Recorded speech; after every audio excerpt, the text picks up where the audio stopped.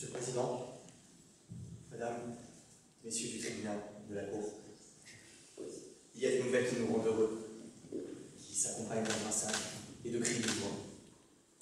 Il y a des nouvelles qui nous font rire, qui nous tordent le ventre, nous créent de beaux souvenirs. Et puis il y a cette nouvelle, celle à laquelle on ne s'attend pas, celle à laquelle on n'est jamais préparé, celle à laquelle les cris d'horreur s'accompagnent de choisir le bon bouquet de fleurs. Voyez-vous, deux familles ont reçu deux nouvelles différentes. L'une, ça y est, mon fils est né. Et la deuxième, la plus atroce. Ta mère manifestait et elle s'est fait écraser par une voiture. Monsieur le Président, Madame, Messieurs de la Cour, ce dossier est chargé d'émotions.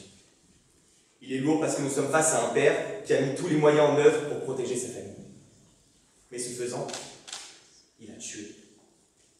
C'est assez complexe pour la société que de comprendre une telle affaire, puisque même s'il y a des lois, il y a aussi le cœur et les choix du cœur.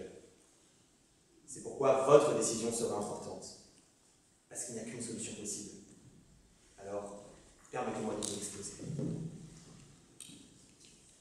Si on reprend les faits, M. L'Herbizard a vu sa femme enceinte de 7 mois s'évanouir. Il a appelé les pompiers, mais ils étaient bloqués par une manifestation. Il a pris sa voiture et s'est lui aussi retrouvé bloqué. Il a crié par la vitre de sa voiture, mais personne ne l'entendait.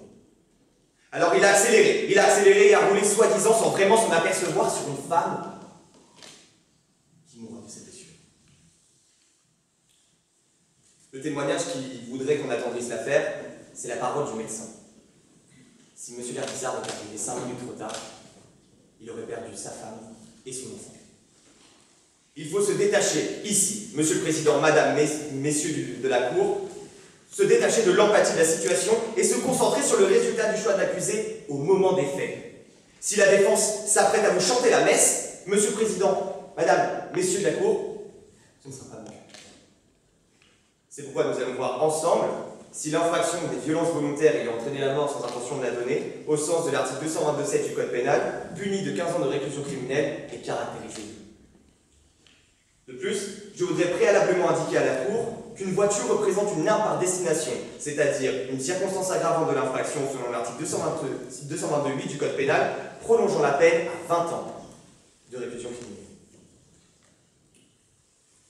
Alors il faut d'abord regarder l'élément matériel. Et il n'y a aucune discussion à avoir dessus, puisque nous avons un acte positif, un contact, un lien de causalité. Parce que c'est bien l'accusé qui a roulé sur la victime, lui causant des graves blessures, la tuant. Mais l'élément qui, je sens, vous rend anxieux et dubitatif, Monsieur le Président, Madame, Monsieur de la Cour, c'est bien l'élément moral. Cette infraction ne suppose pas une intention irrévocable de l'agent de tendre vers le résultat légal de l'infraction, mais on recherche la volonté. Et ce dossier est très sensible, car comment justifier la volonté d'un père qui voulait protéger sa famille de commettre des actes de violence sans prendre en compte les mobiles?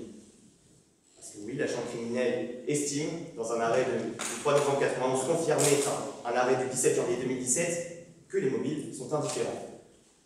Alors, qu'il ait voulu emmener sa femme à l'hôpital ne nous importe pas. Et oui, il a eu la volonté de blesser, et nous allons le voir ensemble. Peu importe le résultat, la violence volontaire est constituée par tout acte positif commis avec la conscience du caractère prévisible du dommage. À cette condition, se greffe la nécessité de prouver que l'auteur avait la volonté d'atteindre l'intégrité physique de la victime. Donc, quelque part, l'intention se déduit de l'élément matériel. S'il y a un acte positif, il y a une volonté. Mais on va aller regarder plus loin. On va étudier l'état du véhicule. Puisque, je le rappelle, l'accusé conservait toute sa liberté de mouvement, d'usage et de contrôle de son véhicule. Et c'est pour cela que la jurisprudence de la chambre criminelle est très importante. Elle retient, le 16 novembre 2010, que le caractère volontaire est caractérisé au motif que la marche en avant du véhicule ne s'est faite d'un côté ni au hasard, ni avec des cahotements, et d'un autre, ni de manière ralentie, ni par accélération progressive, et qu'au contraire, cette marche s'est faite d'un seul trait et de façon déterminée. Et c'est une jurisprudence constante, puisqu'elle réaffirme le 13 mai 2014 que démarrer brusquement, poursuivre sa trajectoire et freiner brutalement caractérise aussi la volonté de commettre des violences. Et c'est exactement pareil ici. Oui, il s'est arrêté une première fois, mais il a foncé sur les manifestants. Ce n'était par hasard, parce qu'une personne est décédée. Et on dit qu'il a avancé malgré tout. Ça suppose donc une marche en avant, d'un seul trait, et rien ne montre un ralenti ou une accélération progressive. Il a foncé en dépit des autres, un comportement je m'en foutiste, parce qu'il sait qu'avancer avec un véhicule sur des personnes enchaînées au sol va les blesser. Il le sait. Il le sait. Monsieur le Président, Madame, Messieurs de la Cour, quand on avance avec son véhicule sur un piéton, on est déjà dans de la violence, puisqu'on accepte d'écraser autant son pied que son corps entier.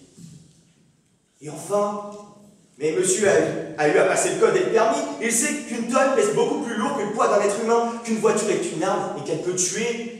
Et oui, il a pris sur l'accélérateur, et à ce moment-là, il avait déjà condamné sa victime, il était déterminé à passer, et ce, quel qu'en soit le prix. Alors, monsieur recueillera l'empathie de la Cour, et il ne faut pas oublier qu'il y a des règles, et qu'il faut les respecter. La défense, à coup sûr, peut imaginer ce qu'est un parent, la douleur d'un parent, et le choix douloureux d'un parent, mais elle ne peut pas nier l'infraction. Et rappelez-vous qu'il ne s'est pas arrêté.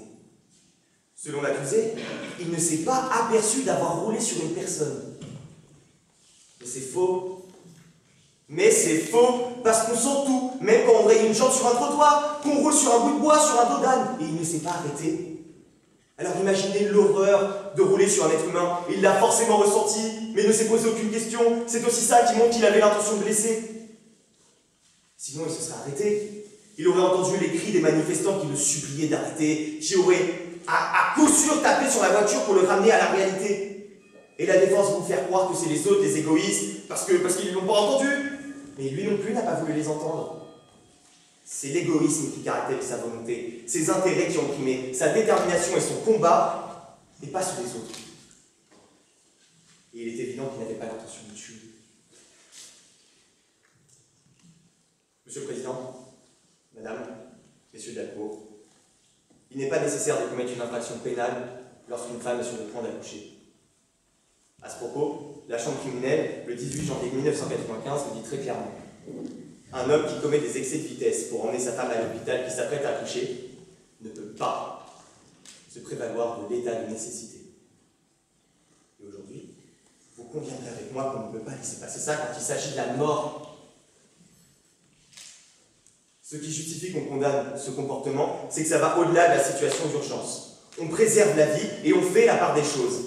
Si on ne condamne pas aujourd'hui, on légitime demain que les pompiers puissent faire de même. Et le SAMU et les policiers aussi, parce qu'ils sont eux aussi en situation d'urgence.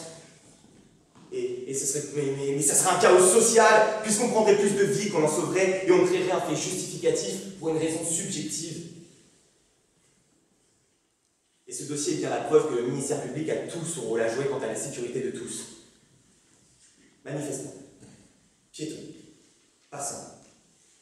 On ne devrait pas avoir peur pour sa vie lorsqu'on décide de manifester, d'aller chercher une baguette ou d'aller chercher des cigarettes en se disant qu'à chaque coin de rue, la mort nous guette, qu'on peut se faire écraser devant un proche et qu'on pourrait justifier ça devant une cour d'assises. Voilà qui vous juge. Vous jugez un homme et aussi un père qui aime sa famille. Aimer n'est pas synonyme de tuer. C'est pourquoi je requiers, Monsieur le Président, Madame, Messieurs de la Cour, d'entrer en voie de condamnation et de condamner Monsieur L'Herbizarre à la peine de 3 ans de réclusion criminelle. Défendre la société n'est pas antonyme de faire preuve d'humanité. 3 ans. Parce qu'un père qui vit une naissance ne devrait pas passer 20 ans à voir son fils grandir derrière les barreaux. 3 ans. Parce qu'il n'est pas raisonnable de laisser une mère de famille élever seule un enfant. Mais 3 ans. Parce qu'il serait dangereux pour la société de ne pas réprimer un comportement criminel. Monsieur le Président, Madame, Messieurs de la Cour, les conseils de la partie civile se chargeront bien de défendre les intérêts de la victime et de vous dépeindre l'horreur de l'après-décès. Mais au-delà de la victime, si vous ne condamnez pas, votre décision, en date du 9 mars 2023, fera valoir que n'importe qui peut se targuer de sauver un proche, se targuer de l'urgence d'une situation, se targuer de tuer parce qu'il y aurait des vies qui en valent plus que d'autres. Et ce n'est pas comme ça qu'on protège l'ordre public, et ce n'est pas comme ça qu'on rend la justice. Mais surtout, la Cour ne doit pas faciliter la justification d'une infraction. Elle ne doit pas s'ériger en protectrice du sentimentalisme. Elle doit constater. Elle doit écraser. Elle doit annuler la moindre conduite qui n'a à aucun moment su mettre en balance les intérêts personnels et les intérêts de la société.